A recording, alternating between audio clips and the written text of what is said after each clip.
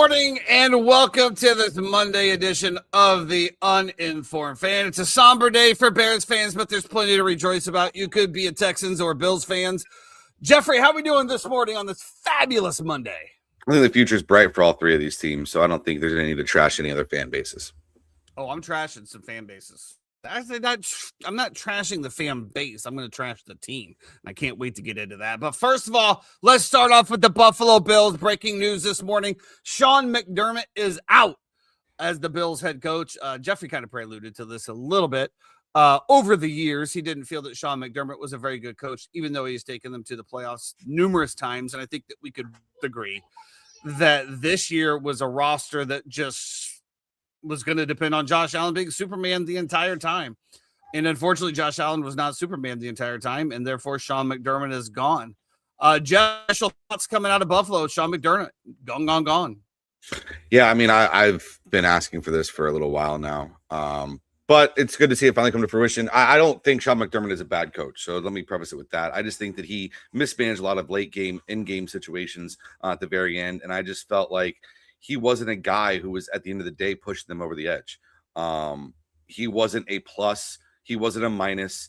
He was just a guy. And so, to me, I feel like I don't want to waste Josh Allen's career. Yeah, I think that this is where we're at, right? This is where we're at in the NFL. What are the expectations? As I said before, the expectation is just not to make it to the playoffs for certain teams. And that is true, Jeremy. Happy MLK Day to everybody. I forgot that it was. Very, very nice MLK Day down. Remember all the good things that Mr. King did. We can remember the negatives as well, too. Okay. Yeah, I don't really know a lot about that. Let's talk about this real quick before we get on to the actual games. Who do you think is going to be the best fit in Buffalo? I mean, Dayball would be interesting going back. Did John Harbaugh sign too early? No. I think Harbaugh is right where he wants to be in New York City. I like the build and makeup of what they have going on there in terms of ancillary pieces a little bit better than I like what's going on in Buffalo right now. So Buffalo just seems like in a certain sense, an aging roster, guys who are kind of pieced together to try to, put lipstick on a pig. I feel like they got to get better in the O-line. They got to get better on the D-line. They need weapons for Josh. They need a lot. So as everybody knows, I love Get Up in the mornings, right? I love Get Up on ESPN. I love Greeny, and I especially love the Monday Crew with Dan O and Rex Ryan. And Rexy's over there beating his chest, bro. You know he wants to have come into the Buffalo Bills? Him? No. Although he said that he would. Yeah. He did say that. Bill Belichick comes in as the head coach. Brian Daboll comes back as the offensive coordinator / head coach in waiting. And they run it back like that. I mean, on paper, it sure does look good. I mean, you have obviously Bill Belichick brings in whatever he brings in. Brian Daboll, who's the only one that had success with Josh Allen, runs the offense. You can shake it all you want. Let me finish the statement. Go ahead. And then becomes the coach in waiting. The biggest thing that I don't think that I understand here is I know that the offensive coordinator, what's his name again? Joe Brady. And a lot of people are putting him as, he's the leading candidate. And to me, well, yeah, I mean, I guess, but I don't understand. I've never understood if it's bad enough to fire the head coach, then why is a secondary coach enough to take over the reins? Especially when I don't mind the argument. Joe Brady was also the orchestrator with the Joe Burrow-led LSU team back in the day. So, he's been floated around for a lot of things. He's had success. Their offense has not really been the problem. I mean, you put up 30 points on Denver. What are we talking about? And that's with 4 turnovers by Josh Allen. I thought Josh was objectively not very good. He was not. Now, there's no need to be objectively. I think that Josh has a lot going on. And I think that next year is going to be the Bills' year, in my opinion. I think that once Josh has the baby, so let me ask you this. Okay, if next year's going to be the year, and the defense was the issue, Why fire the head coach? Why not do a Todd Bowles situation, especially in this cycle, right? Where to your point with Florida State, you don't fire the coach in the middle of all of these other jobs that are Right. illustrious and which Buffalo will be. But if it was just, and I think we can both agree, it was the defense was the biggest issue. Josh Allen did more, and Sean McDermott did more with the personnel that they had that was even expected. So that's the case. Why not keep him? Do a Todd Bowles scenario where you overhaul the defense, you make some moves, you bring in a receiver, and you run it back. I mean, at the end of the day, the coach has done nothing but win. It's not like a mediocre Mike where he's going 8-8 and getting into playoffs or 5. So if that's the point, Jeff, and it's only one more way, why are we making a head coach change now? I think it's easy to make a clean break here as well, too. When you're going to move into a new stadium, there's going to be new beginnings that you have going on with your football team next year. So I think this is more of a let's start fresh and let's get it going for next year. And like I said, I'll like the Bills next year because I feel like they're going to be undervalued from where they are, and the Patriots will probably be a little bit overvalued for where they are as well, too. So last point on this, you mentioned starting fresh. Is it fresh bringing Brian Daboll back? No, not at all. Yeah, everything that they have a lot of roster issues. I agree they are old and slow, but I think you can overturn that roster, and I think Josh Allen is still the best quarterback in the NFL. And I think they can do it because they do have some pieces that are okay. When you talk about Benford, when you talk about AJ, when you talk about Deion Dawkins, they have some good guys on the team. It's just not all together right now. So I guess with that being said, if we can all agree that that roster has a lot of issues, maybe that's the point right there. Maybe it's we don't let him around, or we don't keep him around to rebuild this roster. Let's move into something else. So we'll see what happens. Well, let's get into it. Let's start off fresh with the Sunday games. Obviously, the Rams coming to Chicago Field for what a thriller of a game. Weather was definitely an impact no matter what you want to talk about. The Bills continue to outperform, kick outside their coverage, whatever you want to call it. Game on the line. They had the opportunity again, but they did fall short this time, 20-17 in overtime. It was an absolute thriller. I told the wife going into the game, if they win, that's great. If they don't, I'm not going to be upset. And, the way that it went down and the way that it lost, I was slightly frustrated. I'm not going to lie. A lot of miscommunication, a lot of questionable calls by Ben Johnson. We had interceptions by Caleb, which we're going to dive into, that I don't feel like was just on him. But then, of course, we had the absolute Superman plays to get him in to just the position to begin with. So let's start off with this and this amazing throw here. I shouldn't I shouldn't be surprised by crap anymore, I guess. But at the same token, like what as this play is happening, I'm like, you're where are you hiking going? the ball from the 14-yard line, and you're drifting back and throwing it from the 40. Like right here, I'm like, get rid of it. No. Oh, the 40-yard line, falling backwards and finds Cole Kmet in the back of the end zone. Like, are you kidding me with this guy? And I'm telling you this right now. I mean, this is part of the things that you see. This is year 2, right? Unless something happens to the point where he falls off like CJ Stroud, which we're definitely going to get into. I mean, my God, this is year 2. Basically, you might as well call it year 1 with offensive tutelage. This is year 1. Last year he had no. Wow. Just wow. Couple of interceptions there. We had the back to DJ Moore in overtime, and I'm putting that one square on DJ Moore. There is a little bit that can be said about some of the miscommunications. Maybe he thought it was a down and go route where it was supposed to be an out route. Whatever it is, he stopped running. I don't know if he was tired. But when you're option 1, you cannot give up on a play, especially when your quarterback is literally doing the things that Caleb Williams has done. I fully actually expect them to move on from DJ Moore. When I'm starting to look at their salary cap for next year, it's a little sketch. I do believe we're about $4 million over the cap at this point. DJ Moore is going to be one of the bigger hits. I think that he's gone. I really do. As much as an up down it is, I think Luther Burden in there, obviously Roma Dunze and Colson Lowe, all on rookie contracts, including Caleb Williams, and we're already kind of in cap hell. I don't think that that's a good winnable format. You're especially going to need some stuff on the defensive side. And I fully expect DJ Moore to be moved, honestly. Can't Defense happen. played pretty well. Defense played out of their minds. Out of their minds. 17 points. We all said this was going to be an absolute shootout. It was absolutely not. The way that they took away Puka Nacua and Devontae Adams, I don't know how much they had, but did combine for 100 yards together. I don't think so. They did get up a little bit on the run game. That was where they kind of gashed them a little bit. But back to the Williams interceptions. Then we had the other one. I can't remember exactly who it was through.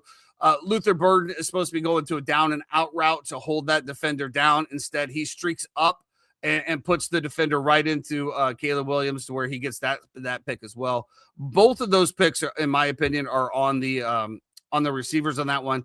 And you had the early one, fourth down, which we talked about already. Ben's questionability as far as taking points. I understand from 50-some yards with that win, but I do believe they were on like the 20-yard line. That would have been a 35, 38-yard. I absolutely feel like you didn't take the points. I also understand making a statement, and I also understand you didn't know that your defense was going to play like this. Let's be honest. Nobody thought that the Chicago Bears were holding the LA Rams to 17 points in regulation. That was wild, with no turnovers, by the way. That was wild. But I feel like, again, this is a learning curve.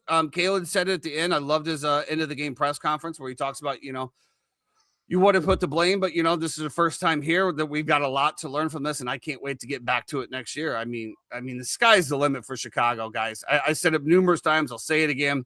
You won a playoff this year. You weren't even supposed to be in the playoffs. Nobody had you in the playoffs. You won the North, and you beat the Green Bay Packers twice, 3 times. And the most important one to send him home in the playoffs. This guy's absolutely bright. So let's get into it, Jeffrey. We both talked about this in the fourth quarter, right? Right before they scored that touchdown. As soon as the Bears got the ball kicked off, I sent it to Cousin Clay. You put it on the group text. When they score here, do we go for 2? Jeff, I know that your initial thoughts were probably going for 2. Let me ask you this question. Should Ben Johnson have gone for 2 to win the game at the very end? I mean, it's a tough argument to not go for it for 2, especially when you're so pedal to the metal the entire game, right? When you don't take the points when you can in the first quarter multiple times on field goals. So it is interesting to have it so throttled up and go for the most fourth downs, I think, in playoff history, I believe, if I saw that correctly. And then throttle it back and say, we're going to go to OT. Now, hindsight's 2020. The decision was correct. Right. They came out. The defense was playing great. They end up stopping LA. They get the ball back. You're coming down. You're almost in field goal range already when Caleb throws. You only needed 15 yards top. Right. First down, you win. Yeah. So I don't mind the decision at all. In that moment, it didn't feel like it was the right spot to go for 2. It felt like they had all the momentum in the world. That they were rolling, everything was fine. The stadium, dude, listen to it before the game. First of all, national anthem, shout out, phenomenal. That guy killed it. Also, the fact that they're playing good when Jim Cornelius comes in from the Blackhawks side. He's the Blackhawks anthem. Okay, I saw him with the big ring on. So I was wondering. Yeah, that's his cup. That and playing "We Ready" as well too, with the entire stadium singing it before the game was like goosebumps and chills moment. For sure. But I don't mind the decision at all from Ben to take it to OT right there, especially with the way the defense is playing, especially in hindsight, knowing that you're going to stop them, get the ball back, come down, and have a chance. It's just if DJ Moore keeps on running the route and doesn't absolutely stop, it's not a pick. So, but I'm also going to push back a little bit there on the play calling. We both just said it. You needed 1 first down, and he could have throttled it down. Yeah, he was. We did not need it. And this thing that I think with Caleb that we have to kind of turn into as far as next year in his progression, because I was saying it all night long, the back that was coming out of the backfield whenever nobody was guarding him. No, the wheel out was open all night long. The check down was open all night long, and I get it. There was a lot of drops from the Bears receivers, and the downfield open. But I'm a big fan of just taking that check down when there's nobody within 15 yards of the running back, giving him open space, just like they did at the beginning with DJ Moore on that short little reversal that he ended up getting like 25, 35 yards. That was the same type of play. And that had been open the entire time. I would have loved to have seen them finally exploit that in that position. You don't need it. You don't need the home run play here, guys. We're playoffs now. We're not, playing against, the Vegas Raiders in the middle of the season. Every down counts. And I didn't really just agree with the Ben Johnson play calling on a lot of stuff, honestly. I thought that it was relatively unimaginable, if that's a phrase. I thought it was pretty pedestrian, like we're just going to drop Caleb back. Very rarely did they ever have him rolling out, using his legs. And we talked about this numerous times, how he's just one of the best quarterbacks when you get him outside the pocket. And they literally just took him in there and stood him up in the pocket the entire game. Run game was really abysmal. There was nothing going on. They kept trying to run it up the middle. Very rarely did they try to bust it outside. DeAndre Swift did get to the corners a few times. I think that the Chicago Bears, Ben Johnson, Caleb Williams, are definitely going to learn from this back in all of the video that they get to review. And it's going to be exciting. And to Chad's point right here, I mean, I'll like them, but their odds are not going to be worth betting on anything. You're absolutely right. No. That's just a spot to be in, to be a Bears fan.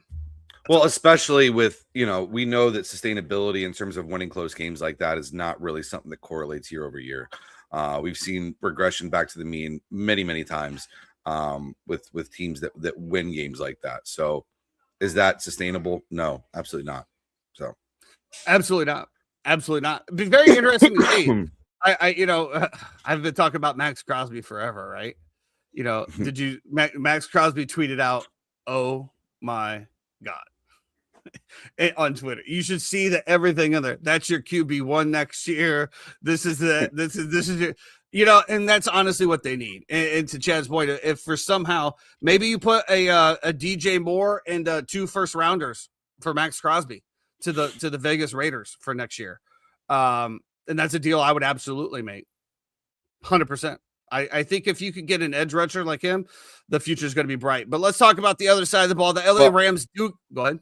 I was going to say, I think too, you got to adjust the line because the things that you thought, Montez Sweat, Gervonta Dexter Jr., they haven't really panned out. And they need help in that. Now, Brisker played his absolute ass off. Brisker had a game. Gordon's still a little not 100%. Jalen Johnson's not 100%. We didn't get the best out of Gordon. But I thought Gordon was good as well too. Brisker was flying around. Bro, he was all over the field. It was a joy to watch. But yeah, I thought from the maybe defense. with the defense completely healthy, it's a different story. But I agree, though. We need some Booker come on as an edge rusher as well. Yeah. I mean, maybe you do something like that. Booker on a rookie deal. Maybe you give him DJ Moore or maybe you give him Montez Sweat and a first rounder. And then keep Booker on the other side. To your point, I mean, the good thing is, man, we have a coach and we have a quarterback, and that's something that we have not had in Chicago in decades. Yeah. So at the end of the day, bro, it's bear down, and we will be back next year. And I fully expect the Packers to come out strong next year as well. I think Ben will learn from this. We mentioned it, throttling back the play calling a little bit, that very end situation, and also just taking the points when you can in a playoff game, especially playing the LA Rams. If you get down there, you do not have to go for it on 4th down every single time. You can kick a field goal. You have Cairo Santos. I would like for them to see them. I mean, I know Cairo was okay, but you got to have a guy who can kick the ball through the end zone on a kickoff as well too. The only I said the same thing, right? And a couple of the Bears fans have pushed back is like, yeah, that is very important. However, having a guy that knows Soldier Field, the wins, and how to play that field is more important than having somebody that can kick out. And then, of course, my thing pushback was, can't they learn that? Just like Cairo Santos learned that, I agree. I think that they can. What was the other thing I saw too with the language? You mentioned Soldier Field, and so I was thinking about the stadium and everything going on with that. And I understand that they're maybe trying to move it now to Indiana, and have it be more of like a complex. But did I see that correctly? That if they kept it in Chicago, they would have to pay like $100 million a year in property taxes. Well, that doesn't surprise me. The city of Chicago is 100% reeling. Governor, the Blob Pritzker is absolutely back all of his statements because, originally he had said if the Bears want a new stadium, they have to pay off the previous balance. So that's when the Bears are like, okay, F you. Now he's completely walking that back, saying that doesn't need to be done. It's a tough situation here, man. It really is. I honestly, again, seeing all of the clips of the people of Chicago, people just honking horns driving down the street. Would that continue? Of course it would continue, but I don't know, man. I feel like you take a little air out of the sails out of the entire city if you move that stadium outside of Chicago. And that goes for Arlington Heights as well. I think I saw that the most any other professional sports team pays in property taxes $8 million a year. And the Bears would be on the hook for over $100 million in property taxes if they kept the stadium where they want it in Chicago because of language they just put into some. Which is weird also, because I don't even think they own Soldier Field, to be honest. The city owns it. Maybe Jeremy can try give me a little thing on that. I think the city owns that. The Bears do not own it. Which is very interesting. It's also it just sucks too because you're building such momentum here. Like the team has hope. You've gotten into a place where you have life, and it just sucks that now this is something that's in the background. And well, here's another thing that I didn't put into account when I was talking about PSL prices is I've spoken to a couple of season ticket holders that have PSLs. They have to pay the difference. So when we talk about me being on the Bears season ticket waiting list for 20 years, what had happened is, these tickets have been passed down. It's owned by the Chicago Park District, aka the state and all that, the city. Yeah. These tickets have been passed down for generations. These tickets have been paid off PSL wise for generations. So I don't know how that equates to, if it was a $5,000 license and now your seat is $25,000, if you have to come up with the difference. But I know that it doesn't just translate over because they were already talking about, they got the email that I got, and where their tickets are now, they can't afford them. So that's another nut shot to the Bears fans who have sold out the stadium pretty much every game, been there throughout the thick and thin. And now that we're actually good, they're going to say, okay, well, we're going to a new stadium. What's more money if you want to continue supporting the Chicago Bears? It's a complete mess, bro. Complete mess. In my opinion, they figure out a way to get some renovations done at Soldier Field, add some more seats, figure it out, keep it there. You figure out a way for the fans to be able to tailgate, and you move on. The Illinois, the city of Chicago is just run like dog shit. It's the highest property taxes in the union, one of the highest tax rates. Tax. They're still down money. They still have taxes on tolls on roads that have been paid off for years. It is probably one of the most corrupt governments in the world. And it does not surprise me at all that the Chicago Bears want to get the hell out of it. And I think that's pretty much what it boils down to. But who knows? Who am I, Jeff? Who am I? You are the uninformed fan. I am the uninformed fan. The Houston Texans going to the New England Patriots, and this is the game that we all had circled. Texans by a mile. Texans that. CJ Stroud is the new Sam Darnold, Jeff. He is the new Sam Darnold, and he has been this way for the entire playoffs. Let's start right there. Four INTs, including a pick six. I mean, dude, this entire playoff run, he looks like somebody that owes money to and is fixing a game. That's what that looks like, Jeff. There's no shot. I didn't think it was as egregious as people think it is. I think it's a very much an overreaction. I think he threw the ball between the last two games. He threw the ball 47 times in this game. Out of those 47 throws, he was down because he kept throwing interceptions. Out of those 47 throws, I think 10 of them were bad throws. And one of them was a throw to Christian Kirk that he had wide open for a touchdown that he threw behind him. toward the end of the game with a chance to kind of get back into it. So I thought there were some bad throws in there. I thought there was also some great throws in there as well, too, that he had. So I thought it was a mixed bag from CJ. He just had no time whatsoever. Every single time he dropped back, he was just getting absolutely mauled. And so what are you supposed to do? You know, I feel like he didn't have a lot of options there. You got to I'll tell you exactly what you do here, Jeffrey. Yeah, you might not have a lot of options, but you have the best defense on the planet right now. Now, Sure. that New England defense isn't bad. You just literally have to do one thing. Don't turn the ball over. Take a sack. You can punt it. Your defense is going to be there. Drake May wasn't a highlight reel either. How many turnovers did he have? I mean, they 4 as well. They scored as well on the Patriots side. They scored 7 points off those 4 picks, right? And that's only because they returned one of them for a touchdown. So and that's my point with the Houston defense. If I'm DeMarco Ryans, I'm going in there and I'm saying, CJ, I need you to be a game manager today. I just I have all the confidence in the world, but let's be smart with the football. We just don't need to turn over. If you don't turn the ball over, you win 100%. I mean, to your point as well, Jeff, they only got points off of it. But at the end of the day, your defense was on the field the entire game. And it was just bad. It was just bad. And, it's tough being in the elements too. You got the rain, you got the snow. The weather was bad. I thought, I was talking about this last night. It's kind of crazy that not one home playoff game throughout the entire playoffs was played in a dome. Really? Every playoff game that was played outside. And you know my opinion on it. I hate that. Yeah, because I feel like every game should be played in a dome. It gives everybody even playing field. But okay, so with that being said, an even playing field, is that what home field advantage is about? I understand your argument. I get it. I mean, but you think home field advantage should be about weather? I think it's an element. Okay, so let me ask you this question. The Bears Rams game. Mm-hmm. Did the cold weather play a factor in that game?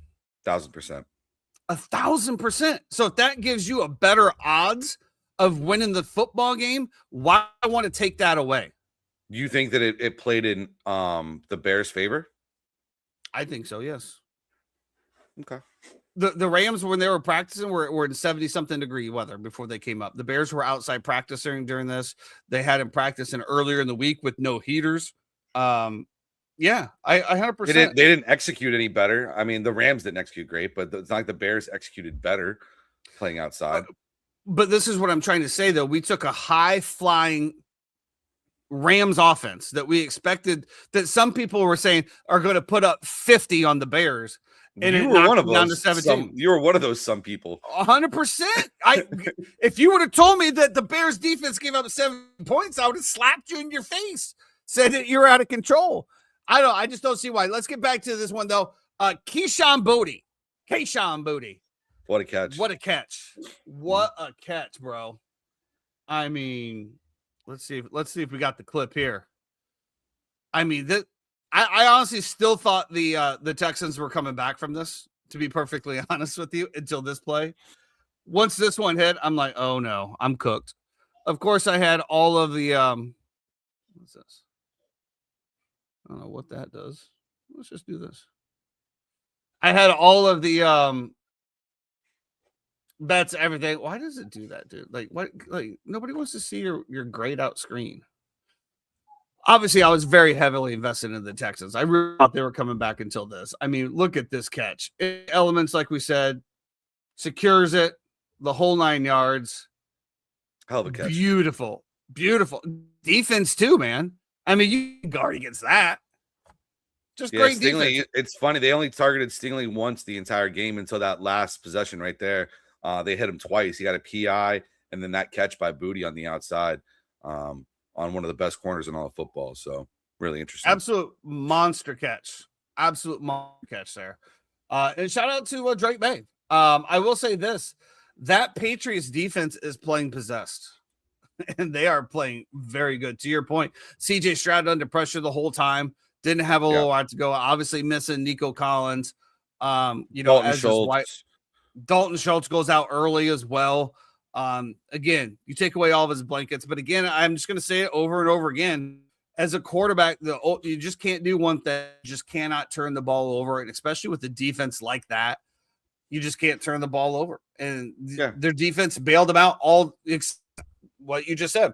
Bailed them out on all of the turnovers except for the one they ran back for the touch. And they ran one back for a touchdown. I mean, he hits Hutchinson right in the hands. On a crossing route, hits him right in the hands, bounces off, pick. He hits Hutchinson at the very end on a deep ball where the ball's in his hands. He can't come down with it. I thought there was some throws that CJ made that were really good, but we're all going to circle the turnovers and remember the absolute abysmal part of it as well too. So, well, of course, because what it is. What's up, dugouts? Because at the end of the day, I mean, quarterbacks are supposed to make throws. I mean, right? Yeah, I just didn't think his performance was as egregious as what everybody wants to say, but that's okay. Jeff, 4 turnovers in one game, and then how did he have against 4 picks in the first half? And how did he have against Pittsburgh? 3. Yeah, his last 2 games have been absolutely abysmal. Abysmal.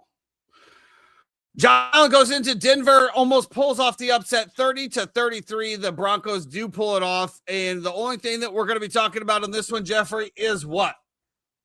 They can't keep on getting away with it. And they're not, because Bo Nix is now hurt. Bo Nix breaks his ankle. Yeah, chips his ankle. Weird. This is the play that everybody's going to be talking about, Jeffrey. Right here. Bills, what did you have it late as? Overtime. Here goes the pass. Boom. Caught. Down. Oh, wait. It's going to be an interception.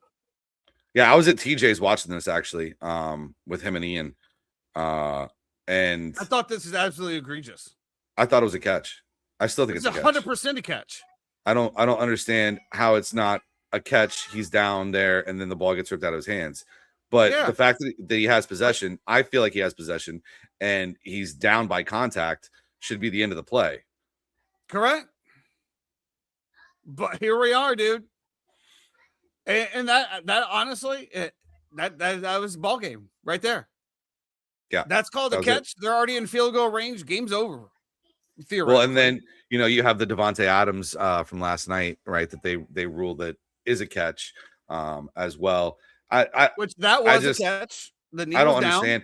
And then it's tough too, because then you get the pass interference calls. I thought Tre'Davious White was just going to split the ref in half.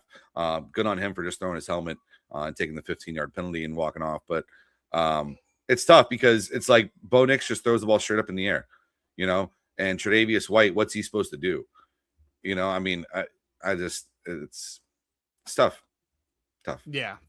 Unfortunate. Tough way to go down. And now you're going to get. Go ahead. Then on the next down, 2 pass interference calls. I think it was 3 yards and penalties on that, and they sure looked like it. I mean, Taron Johnson one I didn't really agree with on the one on Cortland Sutton. If you look at it, Cortland Sutton's literally holding his arm down as he breaks off the line, and then they get Taron Johnson at the very end for a ticky-tack call. Just in that spot, it's like, just swallow the whistle. Let him play. Nobody wants to see that shit decide a playoff game, but no. Yeah. So the big news coming out of this one, though, is Bo Nix did fracture his ankle. Let's see if I can try to find that play. A lot of people were saying that it was on the kneel down. Yeah. Where the Buffalo Bills guy basically tackles him on top of him. Let's see if we can find the play here. Patriots are 5.5-point favorites in Denver to start off with. It seems like a lot. It is funny, too, because it's Jarrett Stidham. Jarrett Stidham was actually drafted by the Patriots to replace Tom Brady. And so now we're going to come full circle with Jarrett Stidham starting against the Patriots. And the guy who actually is the heir to Tom Brady and Drake May with a chance to get revenge on the Patriots. They definitely have full confidence in him. And he obviously is a capable quarterback. I mean, I don't know. We'll see. This is the play. Try to keep it. That one right there, apparently, somehow. By Bishop, Tony. I mean, whatever.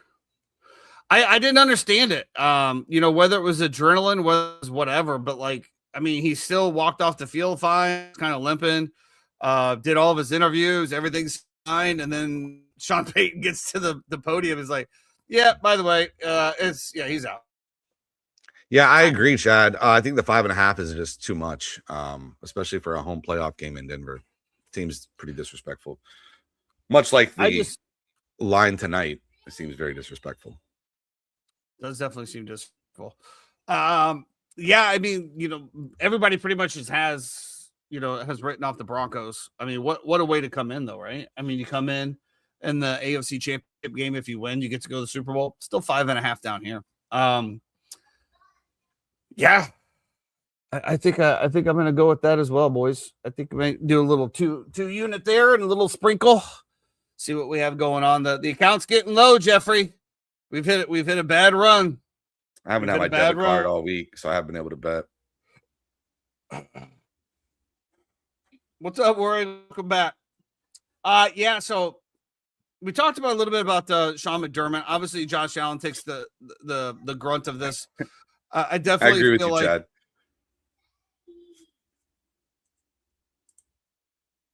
Yeah, I don't know. Well, it's 4 points, but yeah, I don't know. I think the defense is enough to keep Drake May at bay, to be perfectly honest with you. Josh Allen, though, he had some moments, but I didn't think he was objectively great. No, Josh Allen probably had his worst playoff performance game, coming off one of his best. 80% Jacksonville. What was he on? 60s? I don't know. Obviously, the turnover. Again, I just feel like while he didn't have his best game, in my opinion, that's still a catch. And it's just wild, dude, that one call not only knocks him out, Sean McDermott loses his job. Like, bro. And I think I agree with Sean McDermott here. The biggest thing wasn't that they called it that, is that they didn't even review it. They didn't even look at it, which is why he called the timeout. Have them look at it. They still didn't look at it. They said, no, it's just straight up an interception. To me, that's a little funky, Jeff. That smells a little funny. Little funny, Jeff. I got to find this thing that I sent to my group yesterday, which I thought was hilarious. It's a picture of Josh Allen crying, and it says, "This is the same way that he watched Sinners." Yeah. I was like, damn, that is insane. Chad, it's still +3 down here, buddy. Still +3 down here. I don't know. I don't know what to make of the Rams. And I don't know what to make of the Seahawks anymore. I mean, if you would have told me that the way that they played the 49ers, I would say that nobody has a chance against them. Then the way I see the Rams, the way that the Chicago Bears shut them down, I would say they don't have a chance either, which is probably why everything will do a 180 and the Rams will probably blow out the Seahawks, because that's the storyline. To me, there's just not enough there. I've been fading the Patriots the whole way. Why stop now? Because again, I feel like if you would have, let's talk about this real quick, because I mean, we're pretty much done with this one anyway, and there's really not much to talk about the 49ers Seahawks game, 6-41. But Jeff, let me ask you this question. That one hurt. That one hurt your boy. That one was I know. You were all over that one. That's why fucking kicking the nuts, bro. That's why I was just going to skip right over it. Good God, dude. I don't even know what happened. I don't know what happened. And then there was one Seahawks fan at the bar just screaming the entire time. They got crushed is what happened. And I had to be like, yo, you got to pipe down, bro. You got to shut the fuck up. I'm getting frustrated over here. That's what I said to him. I go, you got to shut the fuck up. I'm sorry. I believe you. Let's go back to the Texans real quick, Jeff. Would you have benched CJ Stroud? Mm-mm. I don't think you can. I know there's been a lot, I know a lot of people saying, yeah, you have to. But again, I also agree sometimes there's been starting quarterbacks that have been for a half and then come back the next day and light it up, right? The next game. Mm-hmm. This is it. I mean, this is the end of your line. I mean, I think he was fine in the second half, though. Was he, though? Yeah. What was the second half stat line? I don't fucking know. Well, then how do you know he was great? I watched the game.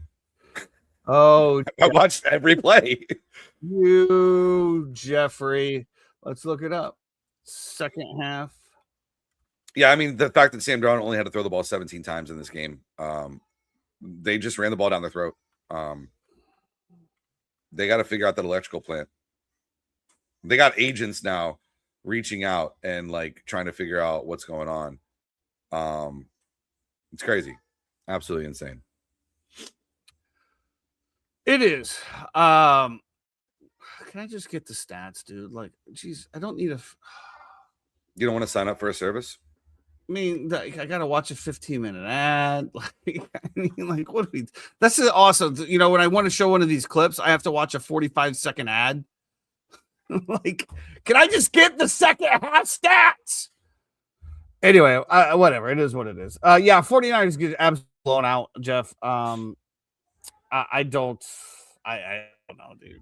I don't know what to say. Wow. The fact that we couldn't get the over 51.5 as well too was another swift kick in the nuts as well. I don't understand because, like, did you watch the game at all? Yeah.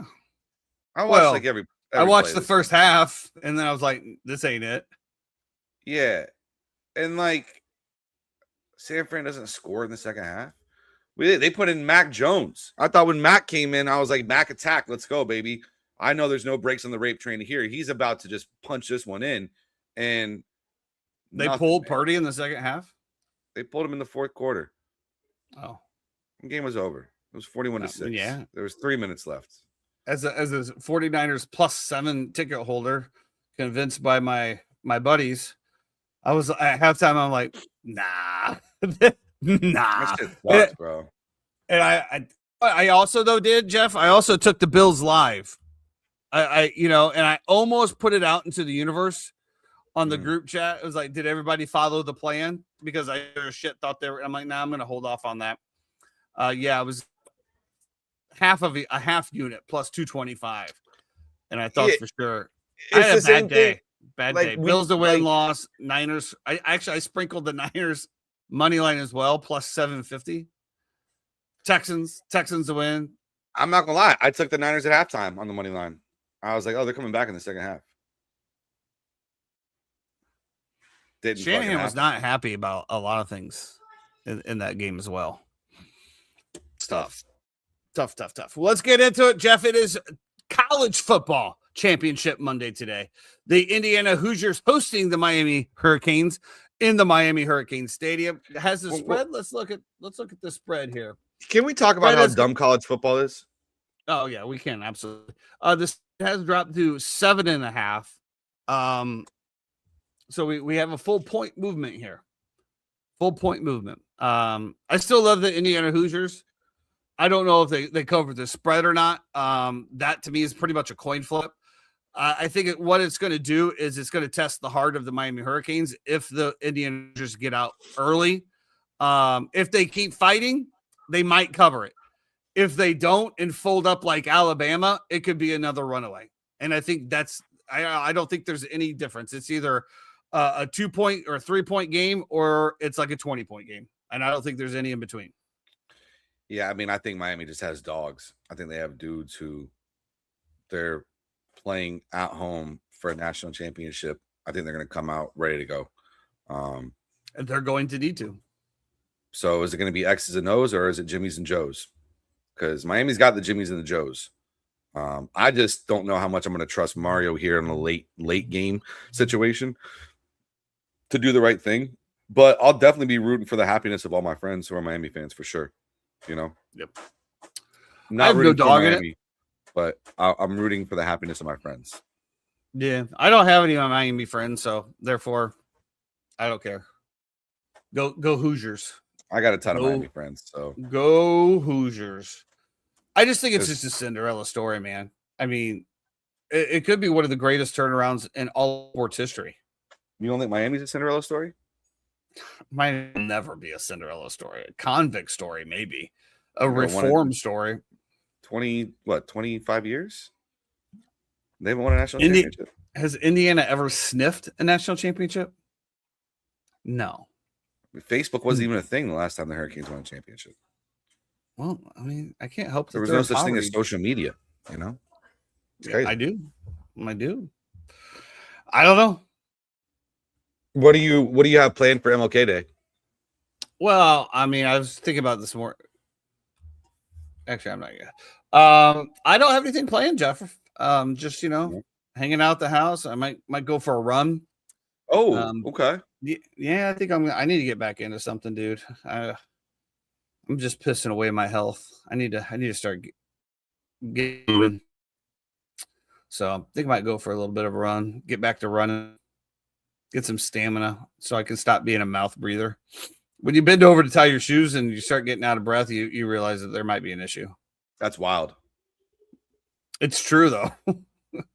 Or just even getting the angle to reach down to bend over to tie your shoe without. There is a certain angle that you got to get down there. There is to make it happen. So it's a lot of work, and when you're out of breath after that, that's just not a good sign. It's time to make some life changes. It's time, I'd like to be around. There was a point in time in life, Jeffrey, and I think all of us, especially men, go through it, where we're like, I'm not going to be alive by then anyway. Who gives a shit? I'll be dead by then. And as life becomes sweeter and sweeter, and you start working on your relationships and things of that nature, you realize you might want to stick around for a little while. So I think it's time to change a little bit of the diet, change a little bit of the exercise, get back into beast mood, get my paper right, get my health right, and take on 2026 by the horns and make it my bitch. And that's what I plan to do. Rams money line right now, plus 135, split the difference.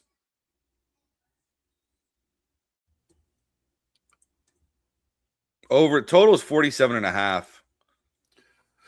Chad, I mean, do you just think that the Seahawks are frauds here? Yeah. I mean, Sam Darnold is objectively not. That's egregious too. What's on the screen right now? Yeah, that's kind of crazy. That's stupid. This is where we're at. So TJ's supposed to be going to the. But here's what happened is that if you were a season ticket holder, you could have got tickets like a month ago, and it was like $800 for lower bowl, right? Yeah, right. If you could have even get into it, just same thing. I could have had tickets to the Bears game, but I had to go into virtual queue. Yeah, by the time I get in, all tickets gone. Yeah, okay. I'm telling you what I was told. It's a pipe dream. The guy paid $800 for the tickets. Same tickets are going for 10 grand right now. Yeah, it's just absolutely ridiculous. But nobody knew Miami was going to be there. Because Miami is there, that's why the tickets have gone so crazy. Because all of the Miami kids have $3,000 to $10,000 to pay for their tickets to go support their school. Miami is a private school with like under 20,000 students. Would it be different if it was a public school? Yeah, absolutely. Why would it be different? Who are the kids you think are going to private school? Where do you think they come from? They're not coming from the trenches. Oh, so you just think the family has money, so the family wants to buy the tickets that they can. Maybe it's them. Absolutely. Maybe it's them. What about the regular fans, Jeff? The regular fans who live in Liberty City and Hialeah. And by the way, I did watch The Rip. Have you seen The Rip? Netflix? No. Not bad. No. But can I also pose this question to you? If that ticket is $4,000 a ticket, that would be $8,000 a ticket. And how much do you think that $8,000 is going to be when you get done checking out after fees? Probably more than $8,000. Yeah, it's going to be $10,000 a ticket. You're going to pay $2,000 in fees. It's just the state of professional and college sports is just an absolute shambles, if you ask me. Hate everything about it. Hate it all. Hate it. What's it? The Hawks got lucky once. Okay. All right. Rams minus 2.5. I'm with it, Chad. And Chad, we trust. I don't. I'll be the first one to come back to you on Friday, though, Chad, and say you were right. I'm sorry, on next Monday, I guess it would be. I'll come back, and that's the good thing about here on the Uninformed Fan is I stick by everything I say, but I'm also the first one to be like, hey, I was wrong there. I don't need to defend it, but I think it's crazy that we have the college football national championship today after the divisional round of the NFL. It should have already been done and over with. We should be. I don't know. I think Miami. Also, have you seen the stuff with Miami about their quarterback that they're trying to get from Duke? $10 million. Yeah, and they're having Adidas come in and supplement the payment to sign him to an actual contract. That's what I'm saying, dude. It's just wild west here, bro. Like it's absolutely. But here's the problem is that Miami's been really focused on what's going on right now. Obviously, they're trying to win a national championship. So I think when you do that, there's a certain part that kind of takes you away from the recruiting aspect. And because the transfer portal has been open now and they're looking for a quarterback, they've missed on every quarterback that they've tried to get. I also think it's funny is Mark Cuban was on First Take this morning and he was talking about that. Indiana. And, well, he was just talking about how teams that have to go out and buy players, he calls it pathetic and desperate. Interesting. Yeah. He's like, if you have to go out and be the highest bidder to get something, it's pretty pathetic. It says a lot about your team. That's interesting that he says that, considering that he hosts Shark Tank and literally tries to buy people's companies to the highest bidder amongst multiple billionaires. Just I don't think that correlates at all, Jeff. What do you mean? How does it not correlate? It's a correlate at all. He's all for an open and free market, you know. It does correlate. It's the same shit. You're trying to bid on goods and services. Let's just hope this happens. Let's just hope this happens, Jeff. At the end of this, can we? Because the committee's also meeting this week to expand the playoffs, and apparently the Big Ten commissioner and the SEC commissioner are the two that hold the keys, and they are the ones going at each other. The Big Ten, the SEC wants to go to a 16-team playoff. The Big Ten says, yeah, we'll go to a 16-team playoff if we go to a 24-team playoff down the road. And the SEC is like, absolutely not. Why would we have 24 teams? And everyone across the board that has weighed in that I have heard has said 24 teams is absolutely ludicrous. What are we doing? So we'll see what happens. It might stay 12 for a while. The Big Ten will not concede to 16 unless it goes to 24. Yeah. Could you imagine that, Jeff? And I think who was the guy that we talked about that we both said could be commissioner of college football? We would both Josh Pate. He's like, well, first of all, he says that 12 is fine. He goes, 12 needs to be, let's keep it for 5 years and see how it works first. But I'm on the minority of that. He goes, but not only this, go from 12 to 16 and ultimately 16 to 24. Do regular season games matter anymore? I mean, if you're going to 24, you're going to have 4 lost SEC teams in there. Yeah, I also think it's tough too because this is basically just we want to get more Big Ten and SEC teams in. I mean, they tried their best to keep Miami out of it, and look what happened. Well, I think also a big factor is this new contract with Notre Dame. As long as they're top 12, no matter what, they're in the college playoffs moving forward.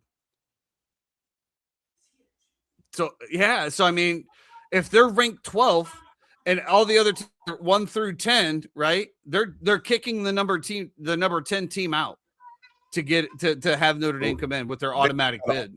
They got to alter the offset language of, there's no reason you need Tulane and James Madison in the playoff. Well, but that language is already in there that's not coming out. So yeah, it's going to be interesting times. Let's see what happens tonight. It's going to be a very fun night down in Miami. I'm sure that the booze will be flowing in the middle of nowhere, by the way, because that stadium is literally out in the middle of nowhere. Yeah, a lot of drinking and driving going to be happening. So, dude, be careful out there, people. The most miserable stadium to get in and out of. It's literally in the middle of nowhere. You try during F1. So tough to get an Uber or a taxi or whatever and try to get out of there. It's so poorly staged. It's just. And even if you do get out of there, you're just going to sit on the roadways because it's just go absolute gridlock. Except for the people that have police escorts, which Jeff, I didn't know this. Police escorts are not that expensive. They're not allowing people with tickets into the tailgating area. Cool. Did you know that? Like a police escort's only like $500.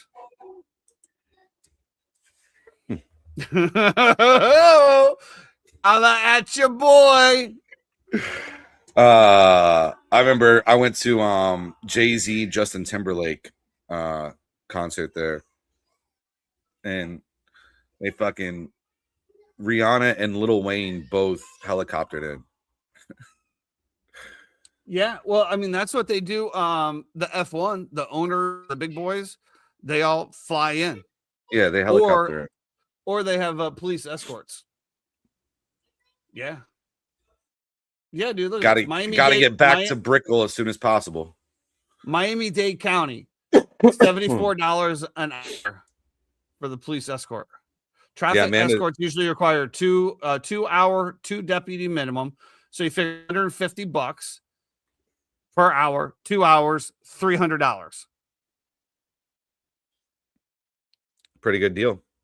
I thought so. You know how I first found it out? It was because we always stay at that Four Seasons there in Brickell for the F1 race, and a lot of the owners and some of the teams and stuff stay there, and a lot of the shall we call them rich, important people from other countries, and there's always police staged out ready for the police escort to take them through the traffic to get to the track because it's so bad. We tried tailing one once, didn't work out very well. My wife's actually at the one hotel yesterday and today. Comes back tomorrow for work. So breaking news on the uninformed fan: Zach Charbonnet suffered a season-ending knee injury. He is out. Wow. I guess 3-time we were on the same page on that one, huh? That's big. Although Kenneth Walker III has been playing great, you got to have that to spell him out. I don't know. Might play into Chad's hands. Does the line move more? Got it. All right. Happy MLK Day. Everybody, have a go great out there. week. If you do happen to be driving MLK, out drink this week, smoke, cheat on your wife. I don't think that's what MLK stood for, dude. No. He was a great activist, but he did have he had a dark side. Some unfortunate demons. He had a dark side, which we all do. If you do happen to have a demon and you're driving this weekend, please, for the love of God, stay out of the left-hand lane. Wait. What? Did you say speaking of demon and then you brought in the 3-time? Is that what just happened? As he was ripping a vape. I just have a question, Jeremy. Did you call him a demon? He gets on demon time sometimes. I have a question, Jeremy. Jeremy, I have a question. Yeah. How was Friendly Confines? Packed. It was. Did you have insane. a seat? Yes. Yeah, because I got there at 2:30 in the afternoon for a 6:30 game. You got there at 2:30, and you text me at 11:30 asking me if I was still out. That's smart. You know, Jeff, for the World Series, I got to the bar at 12:30 for the 7:00 game. Yeah, it was nuts. When I got there, it was already about 70% full, and then literally there were people walking in at 5:40 trying to find seats, and we're like, where did you think you're going to find a seat at a Chicago What time bar? did Gigantor get there? Unfortunately, he was not able to make it. His wife is sick. Oh, so he had to stay home and watch it by himself. So who were you there with? Some of my old kickball friends that I hadn't seen in a long time. So it was a good surprise to go see them and hang out. And did you know that they were going to be there, or was it just like no, I knew they were going to be there. Yeah, I got invited last week, and then Gigantor actually met them last week, and so we traded one Jeremy for another Jeremy. So that's what we decided yesterday. 2 Jeremys just might have been too much. I think that would be a very cool thing to do, would be to own a Chicago sports bar in Florida. Let's do it. They raffled off a Devin Hester signed jersey yesterday. That was pretty cool. Nice. They had the international Bears International Fan of the Year. Apparently, she's from England, but she was there at the party as well. We just make up shit now, don't we? We just make shit up, right? No. International Fan of the Year. She really was Chicago Bears. Every team has. Surprised she wasn't from the United States.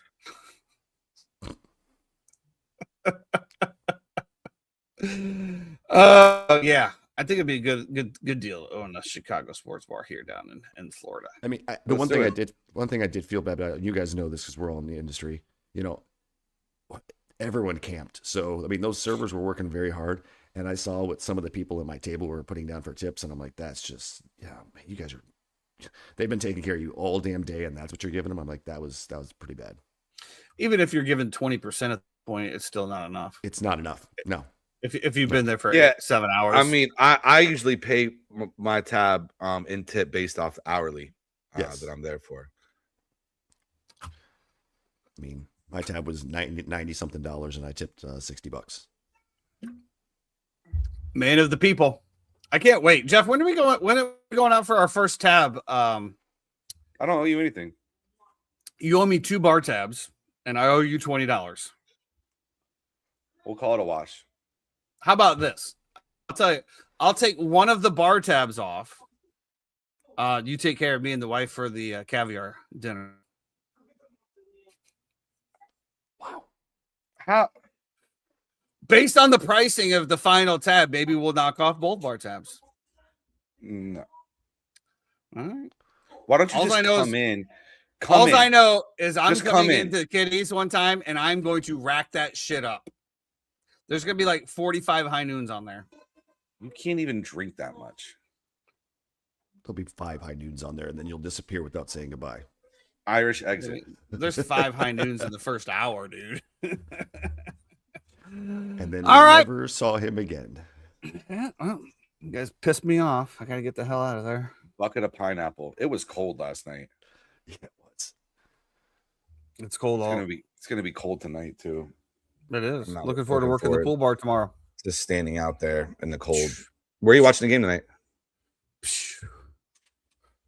That's questions for you, kickball legend. Obviously. No, I'm asking you. He knows Oh. where I'm going to be. I know he's going to be right next to me. What are you talking about? I'll be right next to my sponsor. It is what it is.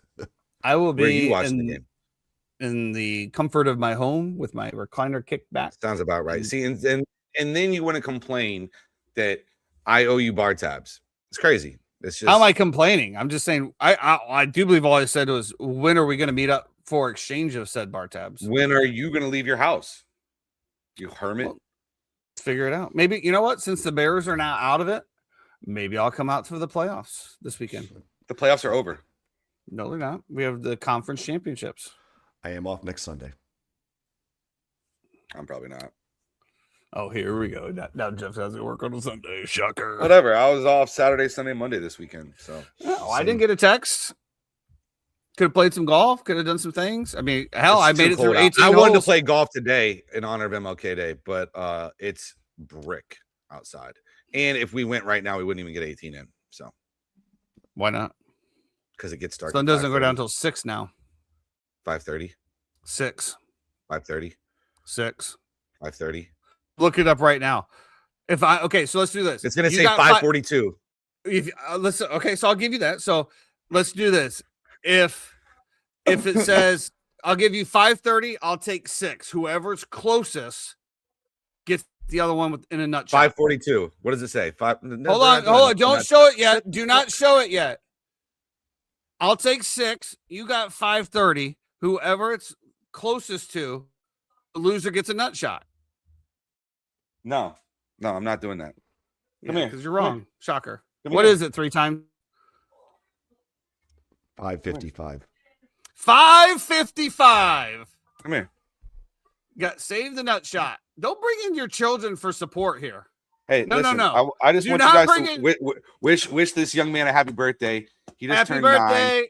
We just had his party. Happy birthday. Happy Oliver, birthday. say hi to birthday the thousands of people you. watching out there. Go ahead, plug your YouTube. Happy birthday to you. What's your YouTube? Happy birthday, little Noah. That's Oliver. That's but Oliver. Yeah, I had a 50-50 shot. You actually had a 30% 33% shot, and you completely whipped. Yeah. Well, Okay, see, though. this is how much I'm around. The distant guy doesn't get. That's going to be for us today on the Uninformed Fan. Hope everyone has a wonderful Luther King Day. The markets are open again tomorrow. To the Greenlanders, I really hope that you enjoy your transition. For everybody What? else, if you happen to be driving over this weekend, please, for the love What are of you God, talking stay about? The out of Greenlanders? the lane. What are you talking about, the Greenlanders?